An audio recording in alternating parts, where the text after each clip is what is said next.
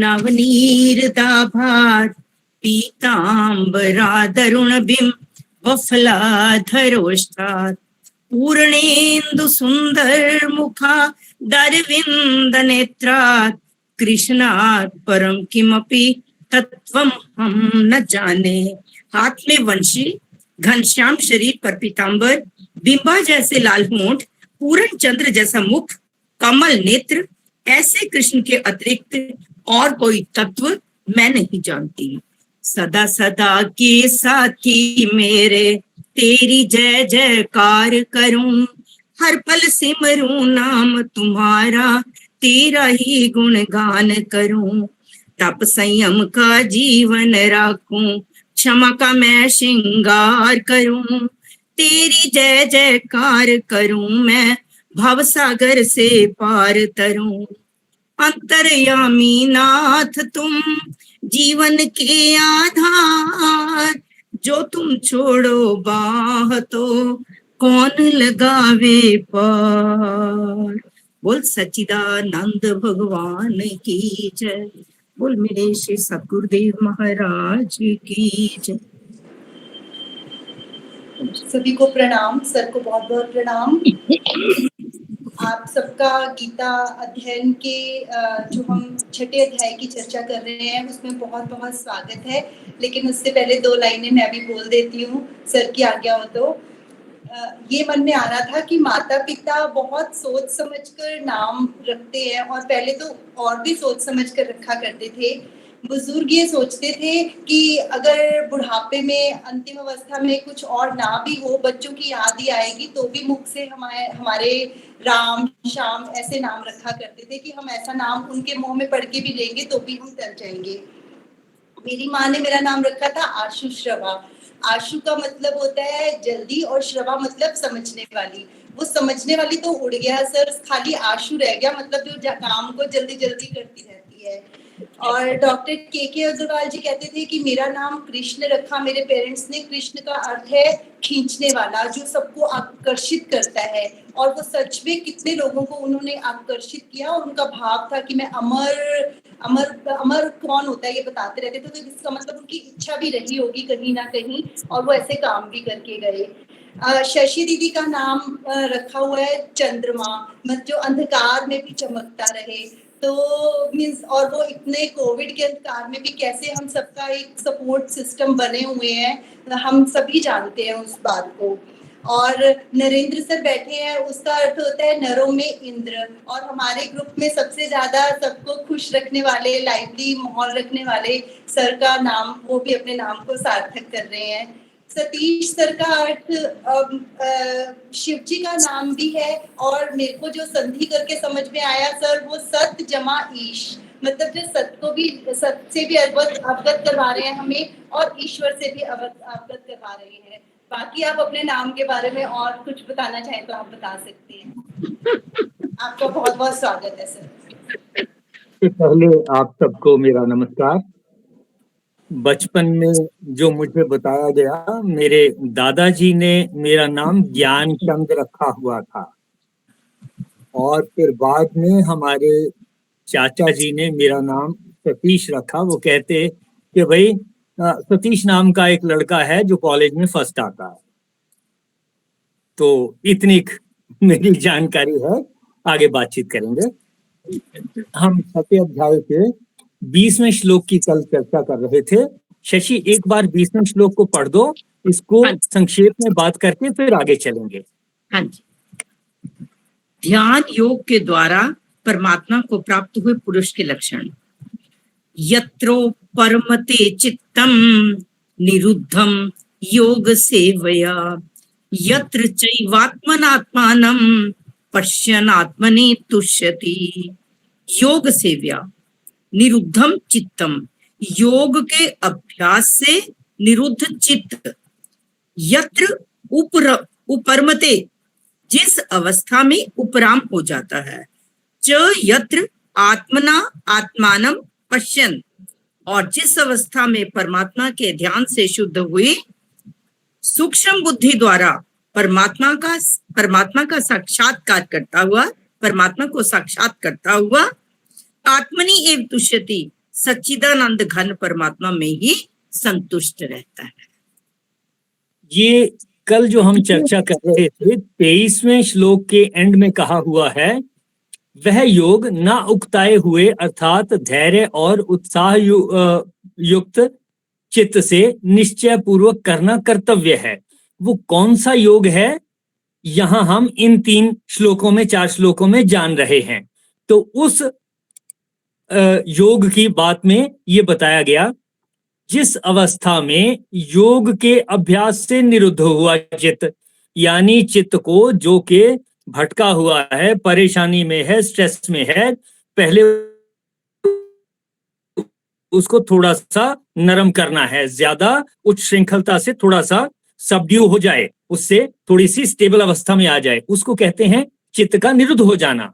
और उसके बाद यही योग का यानी समत्वम योग का, समत्व योग का अभ्यास करते हुए फिर ये उपराम हो जाएगा हमारा चित्त, यानी कि शांत हो जाएगा। तो एक तो ये बताया कि योग के हेल्प से, समत्व योग के हेल्प से हमने चित्त को जिस स्टेट में है वहां से निरुद्ध अवस्था में लाना है और फिर उपराम अवस्था में यानी शांति की अवस्था में लाना है। फिर आगे क्या कहा, और जिस अवस्था में आत्मना आत्मानम पश्यन, स्वयं ईश्वर को देखता हुआ, यानी कि समत्व भाव के साथ साथ हमें ईश्वर को देखना भी है, जिसको हम पहले से डे 1 से चर्चा करते आए हैं, देखते हुए। फिर कहा है आत्मनि एव संतुष्ट तुष्यति, अपने में संतुष्ट हो जाता है। तो अपने में संतुष्ट होने के लिए क्या क्या बातें बताई, चित्त को निरुद्ध अवस्था में लाना, उसको फिर उपराम अवस्था में किससे आएगा, समत्व योग से ही आएगा, उसके अभ्यास से आएगा। और इसके साथ अपने चारों ओर ईश्वर को महसूस करना, देखना, साक्षात रूप से देख लेना, समझ लेना कि चारों तरफ चाहे मित्र है चाहे शत्रु है वो ईश्वर का ही रूप है, यह देख लेना कि जब ऐसा संतुष्ट हो जाता है। इससे अगले श्लोक में चलते हैं, फिर अगली बात क्या है, शशि पढ़ें जरा श्लोक नंबर 21।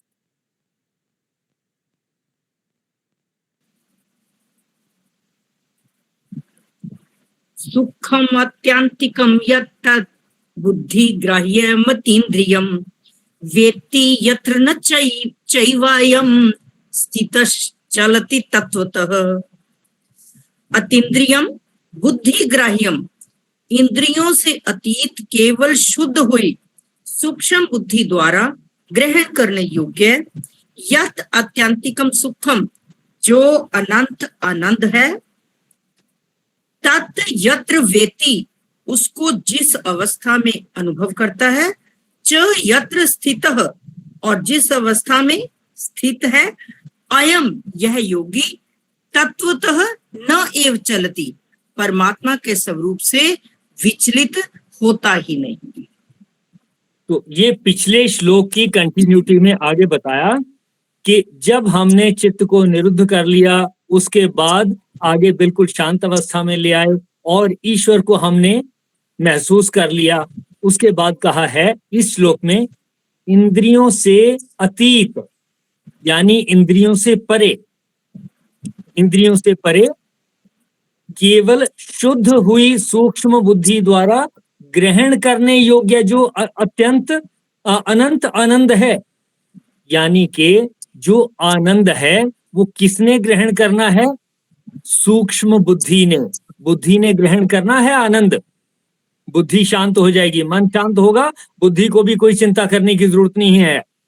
फिर से देखें, इंद्रियों से अतीत यानी कि हमारी इंद्रियां जो डिमांड करती हैं, देखा ये चीज मुझे चाहिए, सुना ये चीज मुझे चाहिए, चखा ये मुझे चाहिए, कोई स्मेल हुई ये मुझे चाहिए, इंद्रियों की डिमांड यही है। जब हम कहते हैं अतीन्द्रियम यानी इंद्रियों से परे, समभाव में आते आते समत्व योग का अभ्यास करते करते फिर ऑटोमेटिकली हमारी डिमांड, इंद्रियों की डिमांड नॉर्मल होनी शुरू हो जाती है। बड़ी डिमांड में इंद्रियां फिर जाती नहीं हैं। अपने जो रिसोर्सेज हैं उसी तक में ऑटोमेटिकली ऐसा होने लग जाता है, कोई घबराहट नहीं होती। आगे कहा बुद्धि ग्राह्यम, बुद्धि के द्वारा जो ग्रहण करने योग्य है। बुद्धि ग्राह्यम ये शब्द है संस्कृत का, बुद्धि के द्वारा जो ग्रहण करने योग्य है। आत्यंतिकम सुखम, जो अति आनंद वाला सुख है, जो अनंत आनंद का सुख है, यानी कि आनंद के सुख को, अति आनंद के सुख को बुद्धि के द्वारा ग्रहण करना है। बुद्धि से ग्रहण होगा तब हमारी बुद्धि भी शांत होनी शुरू हो जाएगी। जो अनंत आनंद है उसको जिस अवस्था में अनुभव करता है, तो जिस अवस्था में बुद्धि द्वारा इसको आनंद को अनुभव करना है, उससे पहले की बातें पहले बता दी कि अपनी बुद्धि को, अपने मन को थोड़ा नीचे करो, फिर शांति में लाओ, ईश्वर का अनुभव करो, और इंद्रियों के जो सुख हैं उनसे धीरे धीरे नॉर्मलाइज होते चले जाएंगे हम।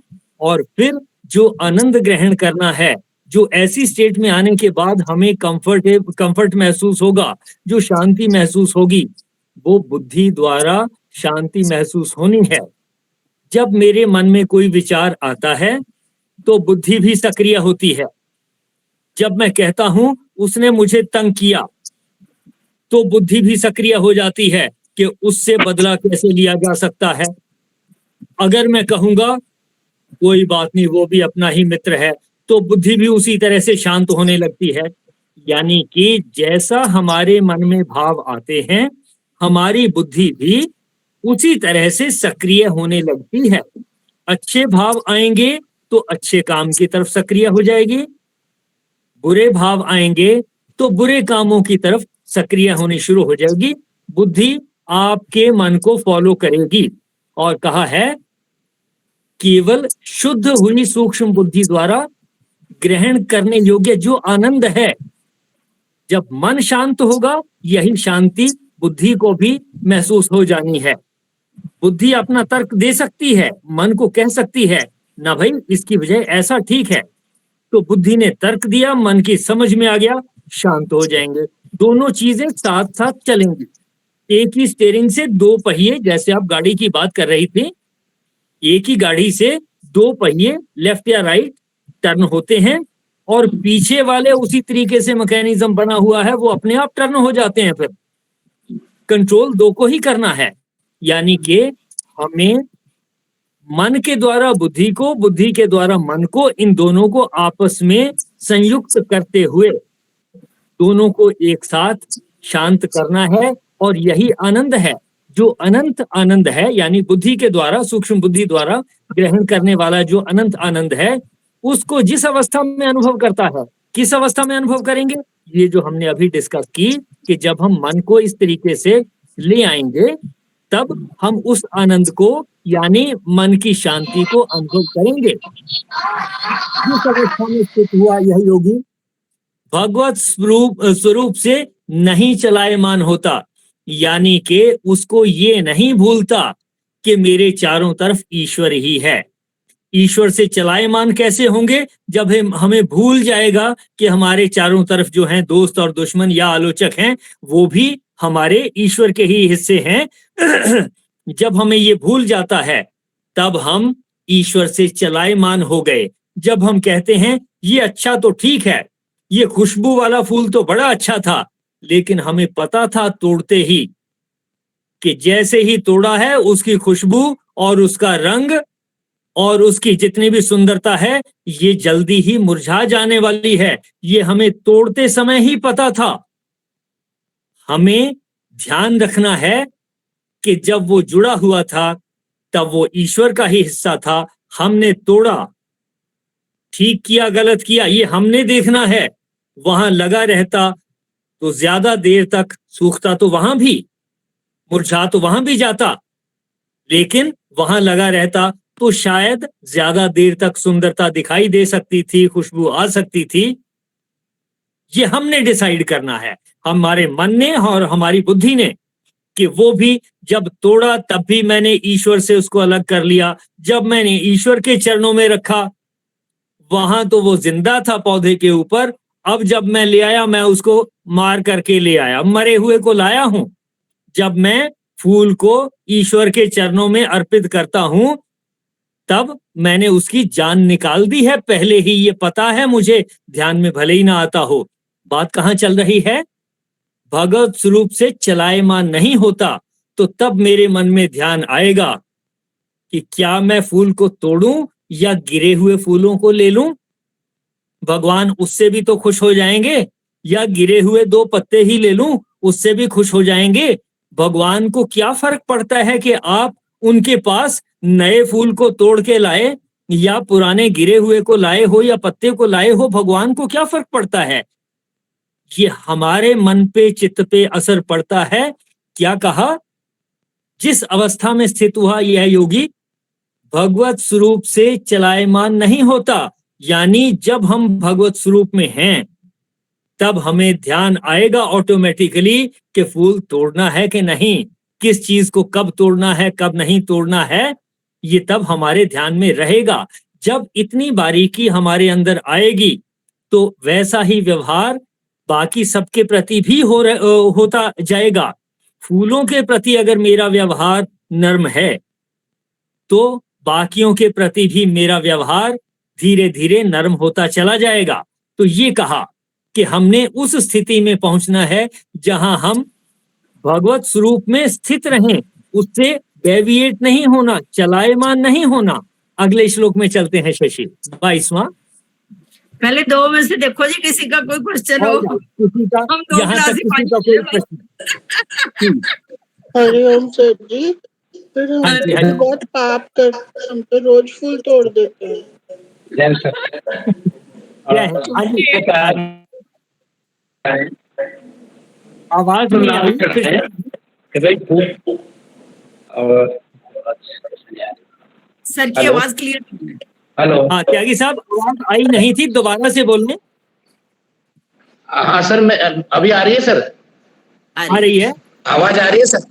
सर मैं ये कह रहा था कि अगर फूल ना भी चढ़ाए और भगवान को वैसे ही नमन करे और हमने पहचान लिया कि भाई परमात्मा है, तो भी काम चलेगा सर? देखिए मैं आपकी कुछ बात सुन पाया, जितना मेरे को समझ में आया कि भाई अगर फूल ना भी चढ़ाएं, किसी भी भाव से नमस्कार कर दें, ये बात ठीक है। जो फूल हमने चढ़ाने हैं वो अपने विचार के फूल चढ़ाने हैं।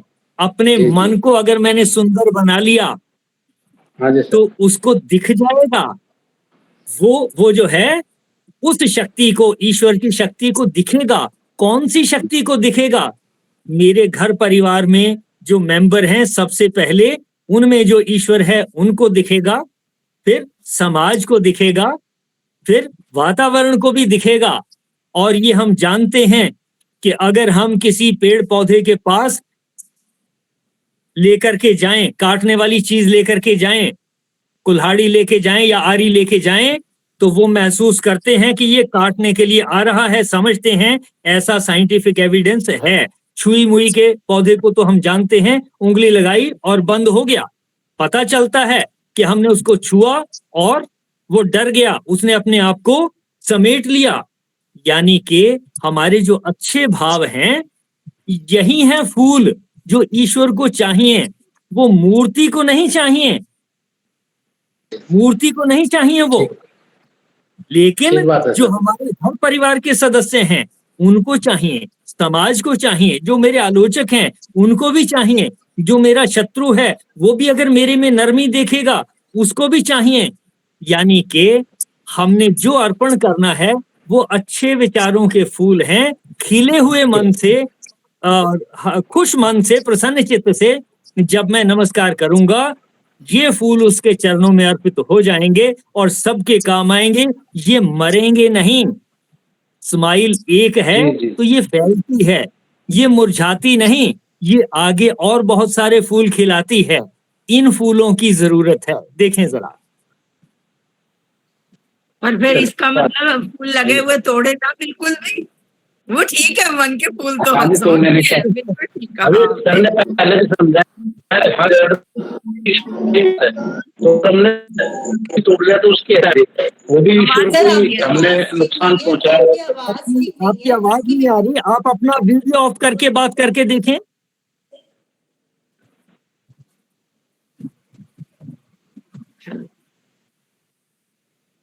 हाँ जी त्यागी साहब, आप बोलें जरा। म्यूट हो गया। नहीं, म्यूट हो गया है। कोई और पूछना चाहे तो तब तक पूछ लें। सर, हाँ, अपना हाँ जी। वीडियो ऑफ करना पड़ेगा, आपकी आवाज नहीं आ रही है। त्यागी सर, आपकी आवाज नहीं आ रही है, आप वीडियो ऑफ करके बोलेंगे तो आवाज आएगी। तब तक नरेंद्र बत्रा सर पूछेंगे। हाँ जी, हाँ जी। आपने एक बात तो ये कही कि मन से बुद्धि को कंट्रोल करना है और बुद्धि से मन को कंट्रोल करना है, हेलो, और इन दोनों के सामंजस्य से अगले दो पहिए गाड़ी के चलेंगे, पीछे वाले दो पहिए पीछे पीछे अपने आप आ जाएंगे। अब पीछे वाले दो पहिए क्या चित्त और संस्कार है या कुछ और है?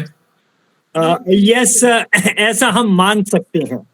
जिससे हमारे जीवन में बैलेंस बनता है, ये बाकी के पहिए 2 हैं या 4 हैं या कितने हैं, उसको हम ऐसा मान सकते हैं। जो आपने कहा चित्त और संस्कार, ऐसा हम कह सकते हैं। मैं आपसे सहमत हूं। लेकिन मूल तौर पे कहने का मतलब यही है कि हम इन दोनों को एक दूसरे से समझाते हैं। मन कुछ कहता है, उससे बुद्धि में संस्कार आते हैं। बुद्धि कुछ कहती है, उसका असर मन पे पड़ता है। एक दूसरे को समझाने से बात समझ में आती है, और ठीक से समझ में आई, इसकी एक ही पहचान होगी कि मन शांत हुआ तो समझ में आया है, नहीं तो एक दूसरे को फिर समझाना है, फिर लॉजिक में लगना है, फिर कहीं से हमने पढ़ना है, सुनना है, डिस्कस करना है, मनन करना है, चिंतन करना है। एंड रिजल्ट जो हमें चाहिए वो है मन शांत होना चाहिए। देखिए जरा, मैं थोड़ा सा कह पाया जो सवाल आपने पूछा, मैं बहुत सीमित उत्तर दे पाया उसका। एक और छोटी सी बात है, बड़ी अजीब सी है।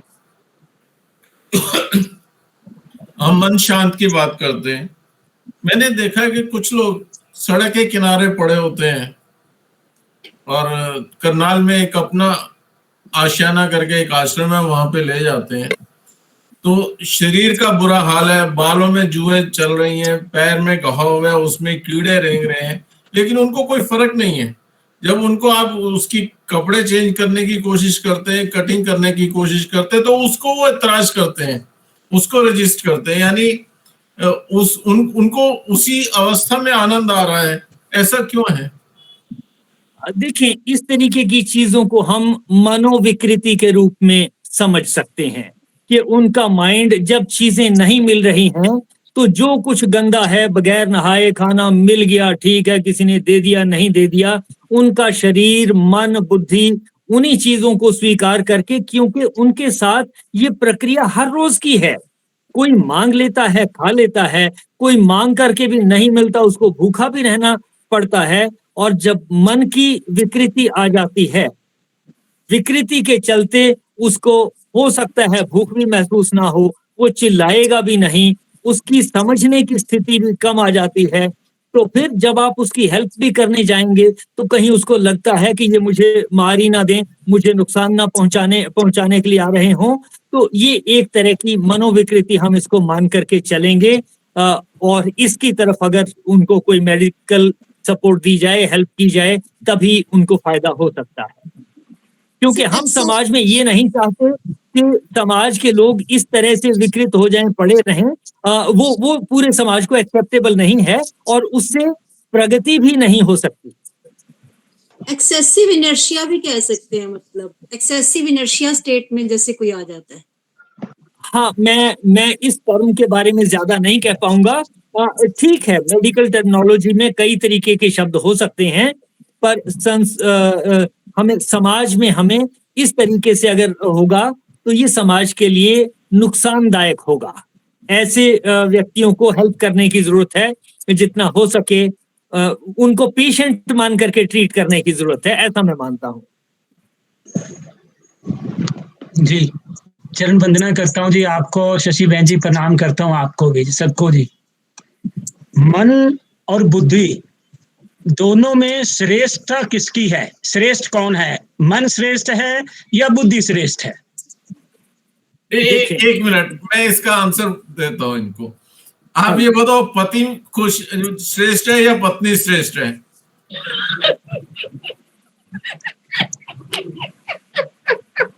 हर कार्य में सिद्धांतिक रूप से या आस्तिक जो हम धर्म संबंध बात करें तो पति की श्रेष्ठता स्वीकार करी गई है। मैं धर्म संबंध बात कर रहा हूं, उसमें सब जगह पति की ही श्रेष्ठता स्वीकार करी गई है, ये प्रमाणित है। चलिए हम बात लड़ने करते के हैं। लिए आ रहे हैं, हम आपके घर लड़ने के लिए आ रहे हैं। देखिए आगे बात करते हैं। मेरा ये मानना है कि ये जो पॉइंट आपने अभी बताया, ये सुनने में भले ही हमने थोड़ा मजाक कर लिया हो, हम हंस लिए हों, लेकिन ये एक सीरियस मामला है। और अगर हम इस बात को बारीकी से समझ लें कि इस पूरे ब्रह्मांड में किसी चीज को सुपीरियर समझना, किसी को इंफीरियर समझना, ये एक नुक्ता है जो हमें कष्ट की ओर ले जाता है। जैसे ही हम किसी भी चीज को ऐसा मानते हैं कि ये सुपीरियर है, जब किसी को सुपीरियर माना तभी कोई दूसरी चीज इंफीरियर हो गई। कोरोना वायरस छोटा है लेकिन इंफीरियर तो नहीं है, और कोई दूसरी दवाई सुपीरियर हो सकती है किसी एक बीमारी के लिए, लेकिन कोरोना के लिए वही चीज इंफीरियर है। ये रिलेटिव चीजें हैं। मैंने कहा कि हमें मन बुद्धि दोनों को तालमेल बिठा करके, कि कभी मन कोई चीजें मांगता है, बुद्धि उसको लॉजिक से समझा दे। एंड रिजल्ट होना चाहिए कि मन शांत हो, बुद्धि भी शांत हो, हमारा चित्त शांत हो जाए कुल मिलाकर के। और अगर बुद्धि कुछ लॉजिक दे रही है, मन उसको किसी तरीके से समझा सकता है। यानी कि हम अगर जहां तक हो सके किसी के भी कंपैरिजन से अगर बच सकें, तो मैं समझता हूं इतना एक बात को समझ लेना कि हम कंपैरिजन से बचें, किसी को छोटा और बड़ा कहने से बचें। अगर पूरी गीता पढ़ने के बाद ये बात समझ में आ गई, तो मैं मानता हूं कि मैं तब कह पाऊंगा कि मैं समत्व में आ गया हूं। ऐसा मेरा मानना है। देखिए सर, एक श्लोक में, गीता के पिछले श्लोक में बताया था जैसे लेवल्स, इंद्रियों के लेवल, इंद्रियों से ऊपर मन।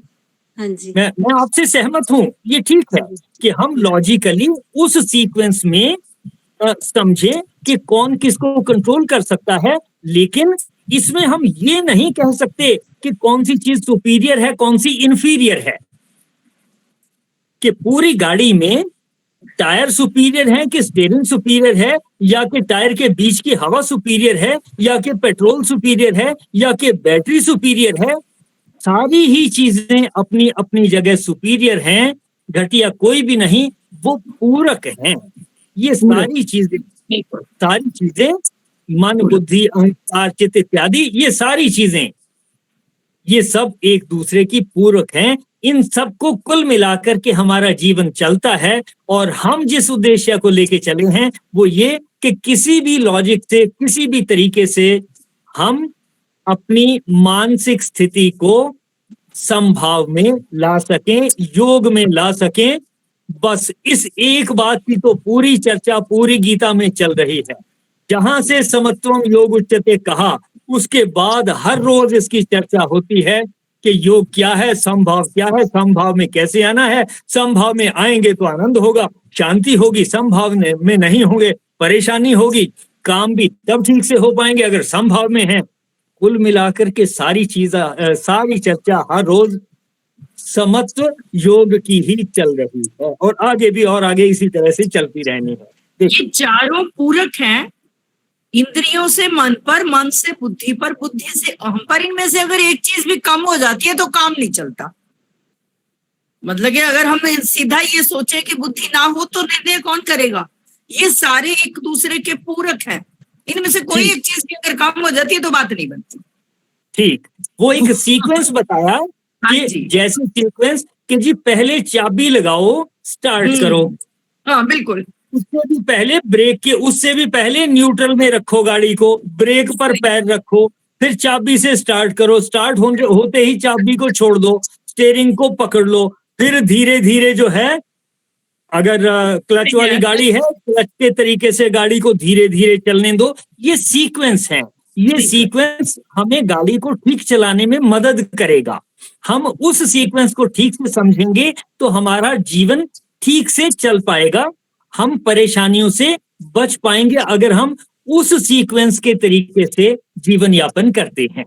लेकिन हम कंपैरिजन करने से बचें कि इनमें चाबी घटिया है, स्टीयरिंग बढ़िया है, या ब्रेक घटिया है, कोई और बढ़िया है, या सबसे बढ़िया पेट्रोल है, या उन सब से भी बढ़िया अगर सारा कुछ भी है और अगर बैटरी डाउन हो गई तो स्टार्ट नहीं होगी, तो घटिया बढ़िया में नहीं, सब एक दूसरे के पूरक हैं।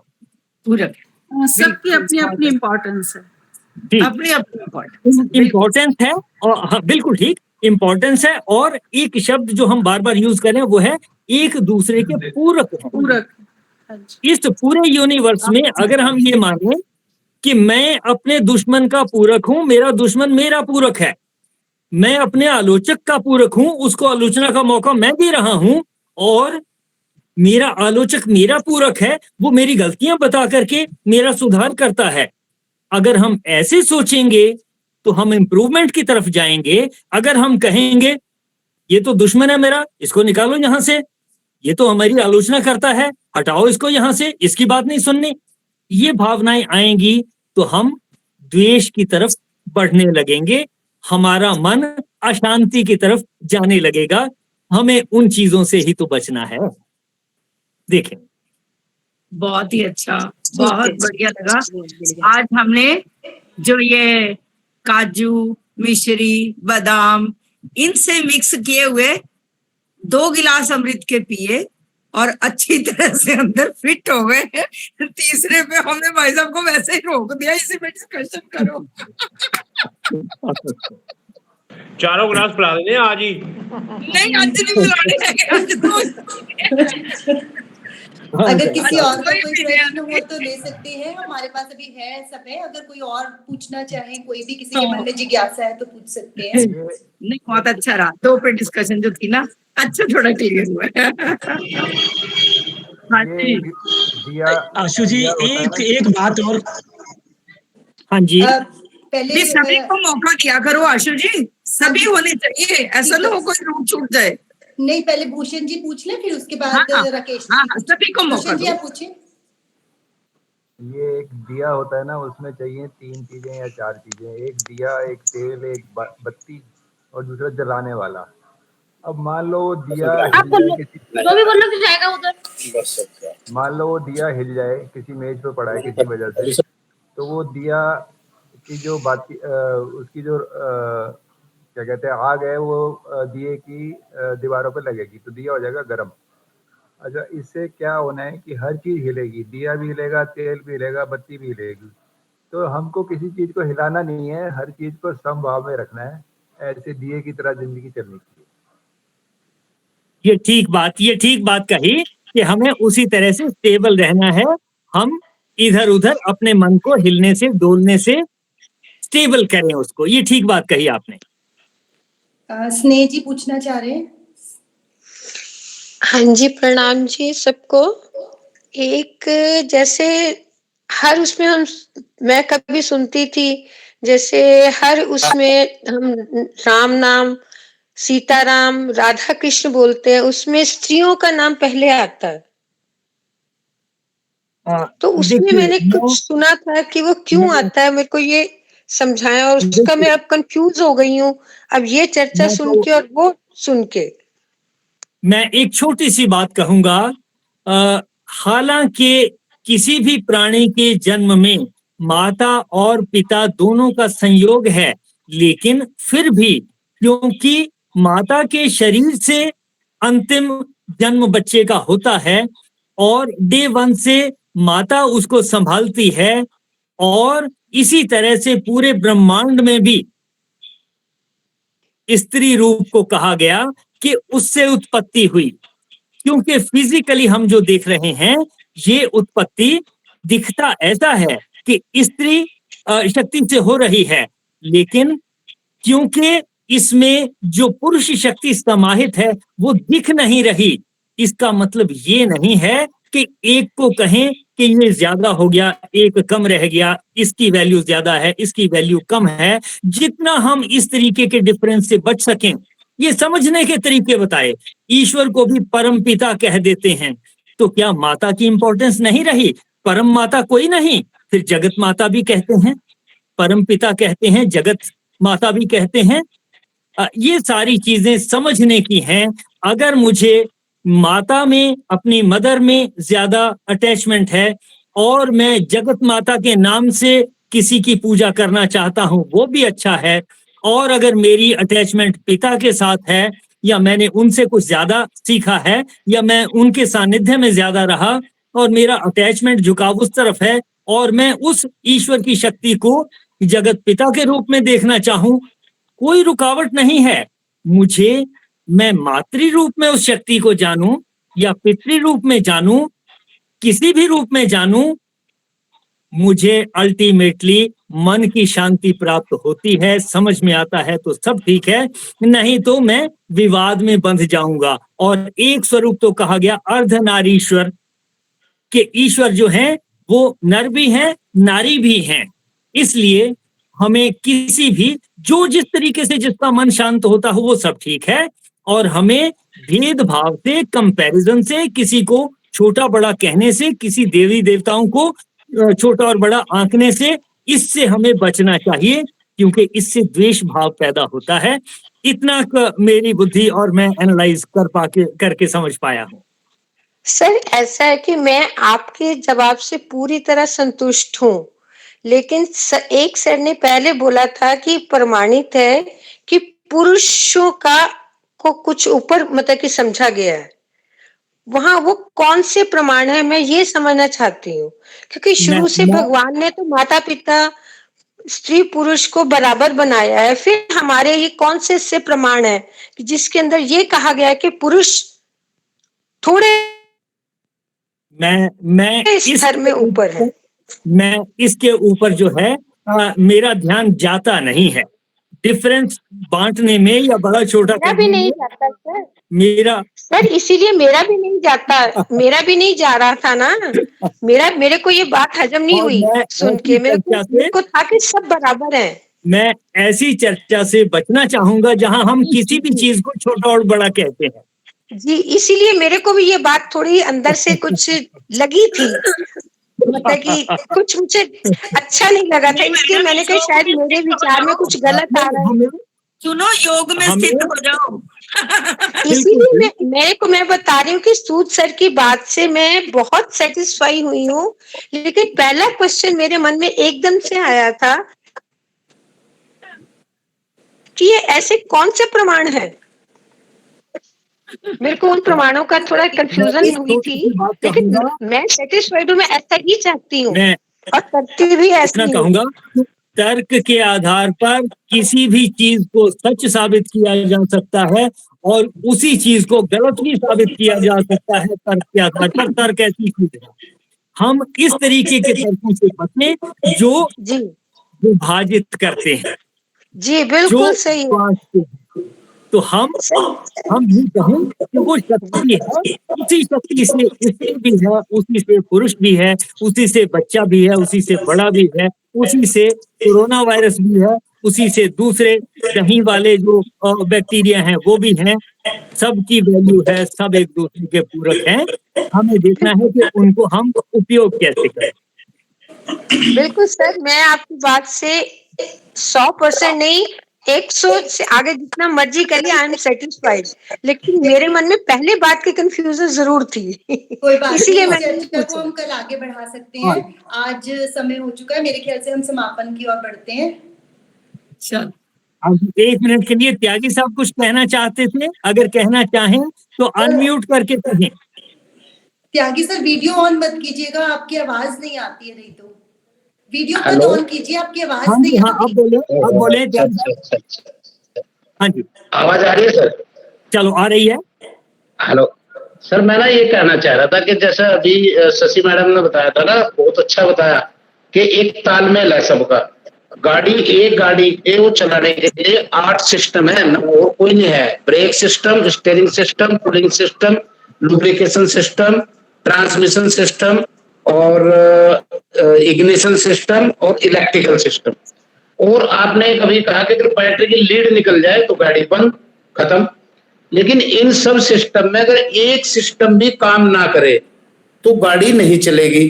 परंतु उनमें भी, जैसे अभी मान लो हम गाड़ी स्पीड में ले जा रहे, अचानक हमारे सामने कुछ आया तो हमारी बुद्धि जो है, हमारा दिमाग, बुद्धि एकदम कहेगी ब्रेक दबा, ब्रेक। उस समय हम स्टीयरिंग को भी काट सकते हैं इधर उधर, लेकिन और किसी सिस्टम की तरफ हमारा ध्यान नहीं जाएगा। और इन सब सिस्टमों में जैसे हमारी बुद्धि सब में तेज है, बुद्धि को ज्यादा बताया, दिमाग तेज है।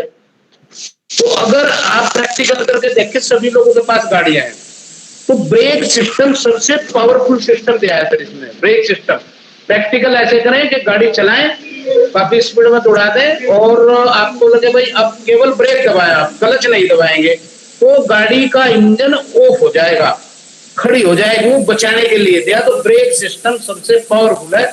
इसी तरह मन, बुद्धि, चित्त और ये जो भी, इनमें बुद्धि सबसे ज्यादा तेज है, बुद्धि से ही हम फैसला लें। तो ये है कि अगर कोई भी, अभी मान लो किसी की बुद्धि काम नहीं करती और मन से वो बुद्धि की तरफ आता ही नहीं, यानी इसका मतलब वो आदमी पूरा अपने आप में पूर्ण नहीं है, उसे हम अर्धविकसित कह सकते हैं।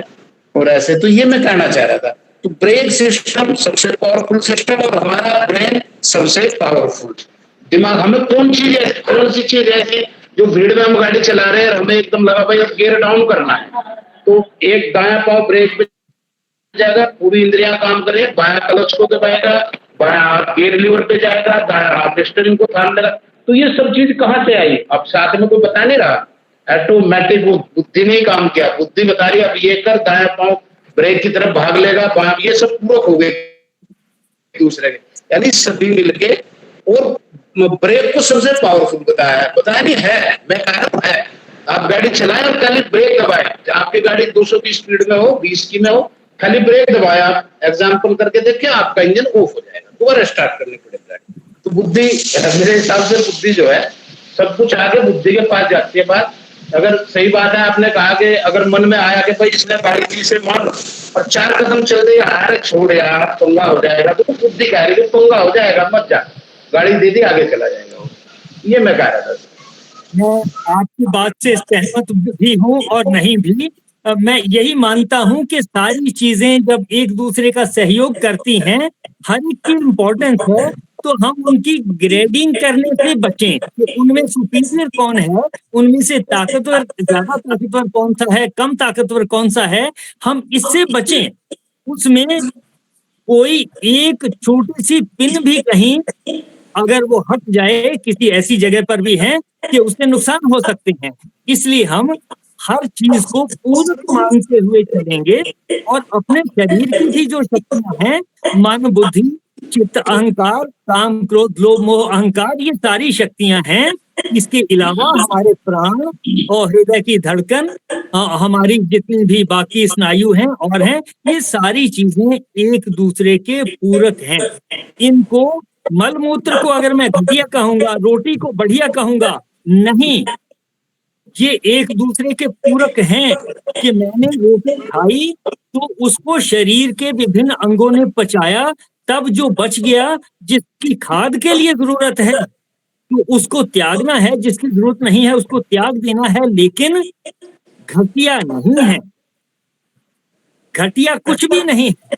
जब हमारे मन में ये होगा कि घटिया कुछ भी नहीं है और हमारा मन इस पे फोकस करेगा कि इसकी उपयोगिता देखें कहाँ है, तो ब्रेक की भी उपयोगिता है, क्लच की भी उपयोगिता है, मन की उपयोगिता है, बुद्धि की उपयोगिता है, काम, क्रोध, लोभ, मोह, अहंकार, इन सब की उपयोगिता है। तो हम इनको घटिया बढ़िया कहने के बजाय इनकी उपयोगिता ढूंढें, क्योंकि ईश्वर ने अगर बनाया है तो घटिया और गलत तो हो नहीं सकती। मैं उसी चीज को घटिया कह देता हूं जिसकी उपयोगिता मुझे पता नहीं है, बस उसकी उपयोगिता पता लगाने की जरूरत है हमें, ऐसा मेरा मानना है। देखिए, हाँ जी, संपूर्णता की और हाँ जी, सर्वे भवन्तु सुखिनः, सर्वे सन्तु निरामया, सर्वे भद्राणि पश्यन्तु, माँ कश्चित् दुःख भाग् भवेत्, माँ कश्चित् दुःख भाग् भवेत्। गौ माता की परम कृपा से सुख समृद्धि का बसेरा, गोधन से दुख दरिद्र भागे, सब ग्रंथों का सार घनेरा। बोल गौ माता की जय। ओम ब्रह्म अर्पणम अस्तु, ओम ब्रह्म अर्पणम अस्तु, ओम ब्रह्म अर्पणम अस्तु। हरिओम जी, सत्संग का बहुत आनंद आया और अमृत के प्याले भर भर के पी लिए, बहुत ही आनंद आया। बहुत पूरे सहयोग के लिए आप सबका धन्यवाद और मेरी ओर से आप सबको प्रणाम। आप सबका डिस्कशन में पार्टिसिपेट करने के लिए, जितने क्वेश्चन हम पूछते हैं सबके मन में होते, जिज्ञासा तो रहती है लेकिन कई बार पूछ नहीं पाते, तो एक से एक जब क्वेश्चन पूछता है तो बाकियों का भी समाधान उसमें निकल आता है। तो बहुत अच्छा है, इस डिस्कशन को बनाए रखें। और हमें सिर्फ जैसे सर ने समझाया यही देखना है कि डिस्कशन में हमें अपना बुद्धि तो हमारी तभी सम होगी कि उसमें से जो बात सही है उसको अपना लें हम। तो वही सबसे निवेदन है। नरेंद्र सर से निवेदन कि वो प्रसाद का वितरण करेंगे। हरिओम जी, सबसे पहले तो मैं आर.के. सरवाल साहब से माफी मांगता हूँ कि मैंने एकदम से बड़ा अजीब सा सवाल किया, लेकिन मेरे मन में वही आता है कि मन बुद्धि, कहाँ मन आता है कहाँ बुद्धि आती है पता ही नहीं लगता। डिसीजन जो है ऑन द स्पॉट हो जाता है, कोई डिसीजन मन से लिया जाता है, कोई बुद्धि से लिया जाता है। बड़ा मुश्किल है इन दोनों को कंपेयर करना, तो इसीलिए मैंने वो सवाल एकदम स्पॉन्टेनियसली पूछा। बुरा लगा हो तो उसके लिए आई एम सॉरी। कल निरुपम जी का बर्थडे था, केक भेजा था उन्होंने मेरे को। सब लोग आप भी केक खाइए और खूब एंजॉय करें। केक ले आए हैं।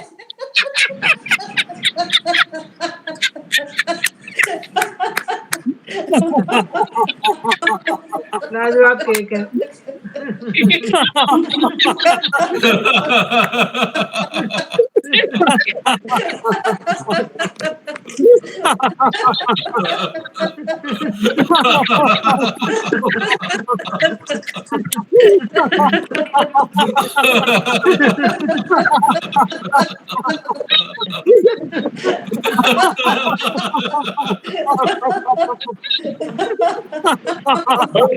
केक दिखाते रहो ना। चेरी बहुत टेस्टी है बत्रा से, चेरीज बहुत अच्छी है। चेरी अच्छी है ना। उनका निरुपम जी का बहुत बहुत शुक्रिया। और चॉकलेट बाहर गिर रही है। मेरी favourite chocolate. Thank you sir, thank you. सभी का बहुत बहुत धन्यवाद, सभी को प्रणाम। Thank you. ओके जी, हरिओम जी, हरिओम जी, बत्रा जी हैं, चली गई। बत्रा जी ऐसा कुछ भी नहीं है। कोई भी प्रश्न है वो आपस में हम लोग यहाँ आते हैं, द्वेष की भावना से तो कोई आता नहीं है। उसमें ऐसा कुछ भी नहीं है और अच्छी बात सीखने के लिए ही आया जाता है। कोई भी प्रोग्राम में आप जाते हैं सीखने के लिए, ना कि सिखाने के लिए। सीखने के लिए जाते हैं, ना कि सिखाने के लिए, पहली बात। दूसरी बात, वो बहन जी हैं या चली गई? चले गई है ना। स्नेहा बहन जी जिन्होंने प्रश्न लगा था उनको बात अच्छी नहीं लगी। नहीं वो नहीं, ऐसा नहीं है।